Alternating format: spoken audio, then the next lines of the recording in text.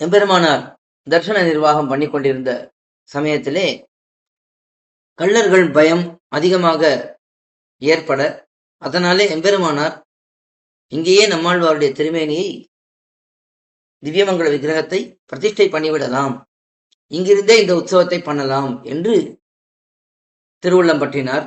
அப்படியே இந்த உற்சவமானது ஆழ்வார் திருநகரிலிருந்து நம்மாழ்வாரை எழுந்தருள பண்ணி கொண்டு வந்த கிரமம் மாறி திருவரங்கம் பெரிய கோயிலேயே நம்மாழ்வார் திருமேனியை பிரதிஷ்டை பண்ணி, அது மட்டுமல்லாமல் திருமங்கையாழ்வார் திருமேனியும் பிரதிஷ்டை பண்ணி இந்த உற்சவமானது இங்கிருந்தே பண்ணலாம் என்று ஏற்பட்டது. இது எம்பெருமானார் காலத்திலே நன்றாக இந்த உற்சவம் நடத்தப்பட்டது. அதற்கு பிறகு பராசர பட்டர் காலத்திலே அவர் மேல்நாட்டுக்கு சென்று மாதவாச்சாரியரை திருநடுந்தாண்டகம் பாசுர அர்த்தங்களை கொண்டு ஜெயித்து மீண்டு வர, அந்த சமயத்திலே பெரிய பெருமாள் அதை கேட்டு உகந்து அத்தியன உற்சவத்துக்கு முதல் நாளாக, அதாவது தொடக்கத்துக்கு முதல் நாள்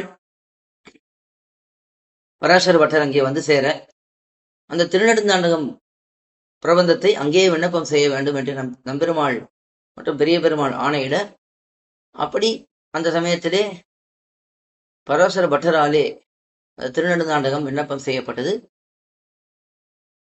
பிற்காலத்திலே, அதாவது எம்பெருமானார் காலத்திலே இந்த அரையர் சேவை என்பது மிகவும் நன்றாக வளர்ந்து, அரையர் சேவை மூலமாக நம்பெருமாள் பாசுரங்களை கேட்பது என்கிற கிரமமும் நன்றாக ஏற்பட்டது. இப்படி இந்த திருவரங்கம் பெரிய கோயிலிலே 22 நாட்கள், அதாவது 21 நாட்கள், 10 நாட்கள் பகல் 10, அதாவது முதலாயிரம் 2ஆம் ஆயிரம் சேவிக்கப்படும். 2ஆம் 10 நாட்கள், அதாவது ராப்பத்து என்று சொல்லக்கூடிய அந்த நாட்கள், அப்பொழுது திருவாய்மொழி சேவிக்கப்படும். 21ஆம் நாள் இயற்பா சேவிக்கப்படும்.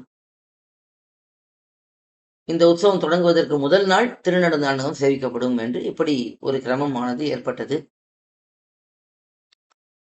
அதற்கு மேலே எம்பெருமானார் காலத்திலே இயற்பா என்கிற பகுதியிலே ராமானுச நூற்றந்தாதியும் சேர்க்கப்பட்டது பெரியோர்களாலே. அதுவும் இந்த இயற்பா தினத்தன்று நன்றாக சேவிக்கப்பட்டது.